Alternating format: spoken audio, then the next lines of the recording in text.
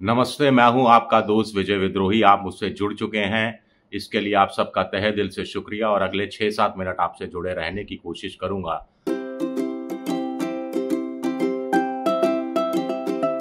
पिछले कई दिनों से हम हरियाणा के विधानसभा चुनाव की चर्चा कर रहे हैं। आज भी उसी पर टिके रहेंगे। आज ज़रूरी इसलिए भी हो जाता है क्योंकि एक तरफ राहुल गांधी ने अपनी भाषणों से समा बांधा, दूसरी तरफ प्रियंका गांधी ने जनता की नब्ज पर हाथ रखा, तीसरी तरफ हुड्डा और शैलजा ने शानदार एकता का परिचय दिया। तो इसका क्या मतलब निकाला जाए? क्या इसका ये मतलब निकाला जाए कि बीजेपी की हरियाणा में तो हार तय थी, अब क्या एक शर्मनाक हार होने जा रही है? पिछले कुछ दिनों से कुछ लोगों ने कहना शुरू किया था कि बीजेपी सम्मानजनक हार की तरफ बढ़ रही है। कुछ लोगों ने कहना शुरू किया था, गोदी मोदी मीडिया चैनलों ने, कि कांग्रेस बहुत आगे थी लेकिन बीजेपी पकड़ रही है कांग्रेस को, अब दोनों बराबरी पर आ गए हैं। हरियाणा में बीजेपी और कांग्रेस सिर्फ एक मामले में बराबरी पर है, वो है मुख्यमंत्री पद के दावेदारों को लेकर।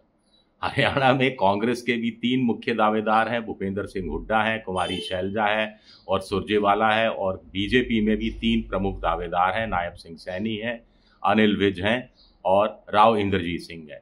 इसके अलावा कोई बराबरी कहीं ना कहीं दिखाई नहीं देती है।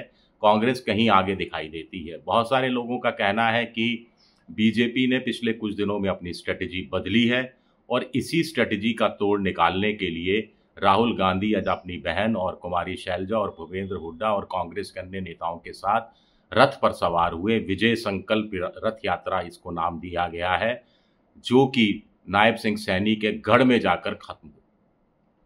तो कुल मिलाकर ऐसा क्या बीजेपी करने जा रही है जिसका पहले से ही तोड़ राहुल गांधी निकालने की कोशिश में आज रथ यात्रा पर निकले?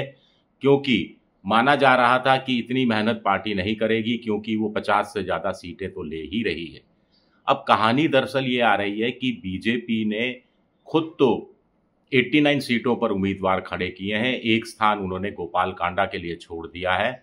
बाकी बीजेपी ने सुना है वहाँ के पत्रकारों के हिसाब से कि करीब 30 सीटें ऐसी चिन्हित की हैं जहां बीजेपी मानकर चल रही है कि बीजेपी वहां रेस में नहीं है, वहां पर कांग्रेस या किसी अन्य दल के बीच मुकाबला है और बीजेपी वहां तीसरे नंबर पर है।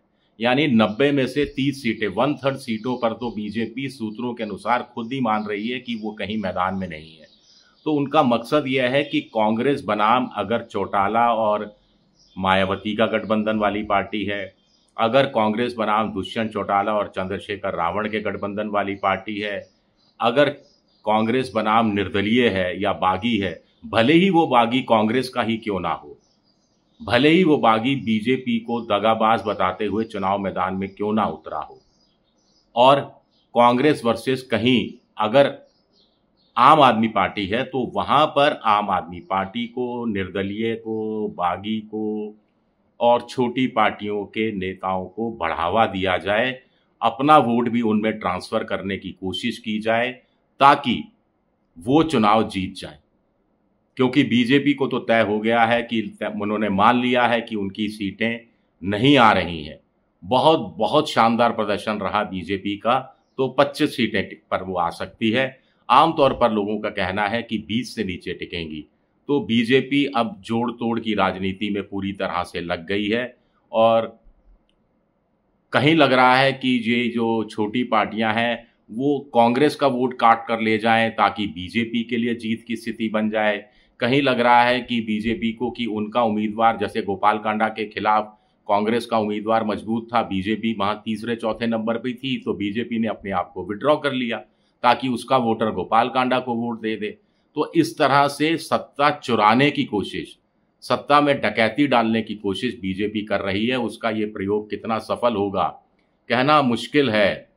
वैसे इतना भी मुश्किल नहीं है क्योंकि 10 साल की एंटी इनकम्बेंसी खट्टर सरकार की वो भारी है, 10 साल की मोदी की एंटी इनकम्बेंसी भारी है।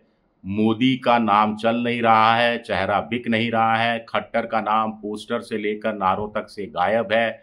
नायब सिंह सैनी के पास पिछले 3-4-5 महीने का कामकाज वोट मांगने के लायक नहीं है। पार्टी में गुटबाजी है, खेमेबाजी है, अग्निवीर का मसला हो, जवानों का मसला हो, डंकी रूट वाला मसला हो, किसानों की एमएसपी का मसला हो, विनीश फोगाट के बहाने पहलवानों के अपमान का मसला हो, ये तमाम 3-4 मोर्चों पर बीजेपी बुरी तरह से बैकफुट पर दिखाई दे रही है। लेकिन राहुल गांधी कोई चांस नहीं लेना चाहते, राहुल गांधी कोई मौका नहीं छोड़ना चाहते, क्योंकि राहुल गांधी को मालूम है कि सारा मीडिया उनके पीछे पड़ जाएगा अगर कांग्रेस वहां हरियाणा में चुनाव हार जाती है तो। तब फ्लूक माना जाएगा कि 2024 के लोकसभा चुनाव में 5 सीटें जीत गई, या राहुल गांधी बड़े नेता बन गए, या कांग्रेस की धुरी बन गए, या इंडिया पॉलिटिकल फ्रंट मजबूत हो गया। इनको एक तुक्का माना जाएगा कि ये बाढ़ का पानी था, अब उतर गया है और राहुल गांधी का करिश्मा खत्म हो गया है। इसकी तैयारी करने में सारा बीजेपी के प्रवक्ता से, बीजेपी के समर्थक से लेकर गोदी मोदी मीडिया चैनल वाले लगे हुए हैं। और राहुल गांधी इसीलिए भी आखिरी दिनों में चुनाव मैदान में पूरी तरह से सक्रिय नजर आ रहे हैं, क्योंकि वो कहीं मौका नहीं चूकना चाहते। वो चाहते हैं कि कांग्रेस की 60 से ज़्यादा सीटें आए, ताकि बीजेपी, उनके प्रवक्ता, उनके समर्थक, गोदी मोदी मीडिया चैनल, इन सब का मुंह एक बार में एक झटके से बंद कर दिया जाए। तो इसी मकसद से वो निकले हैं।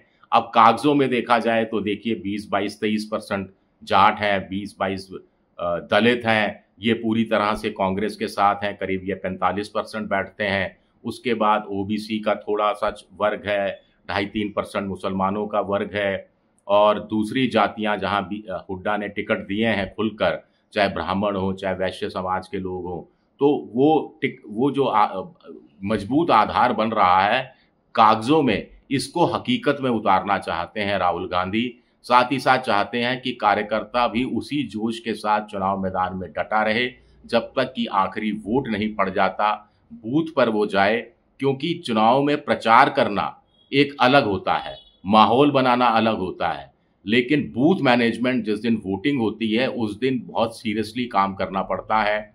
और उस दिन अगर आपने शिथिलता बरती तो कहानी आपके खिलाफ भी जा सकती है।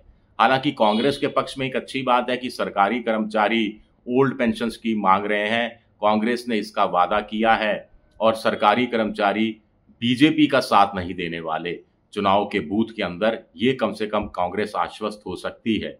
लेकिन फिर भी कार्यकर्ताओं को उत्साह बनाए रखना कि वो बूथ पर टिके रहें, किसी तरह की गड़बड़ी करने का मौका कांग्रेस, बीजेपी के कार्यकर्ताओं को या संघ के कार्यकर्ताओं को नहीं मिले, इसके लिए भी प्लानिंग की जा रही है।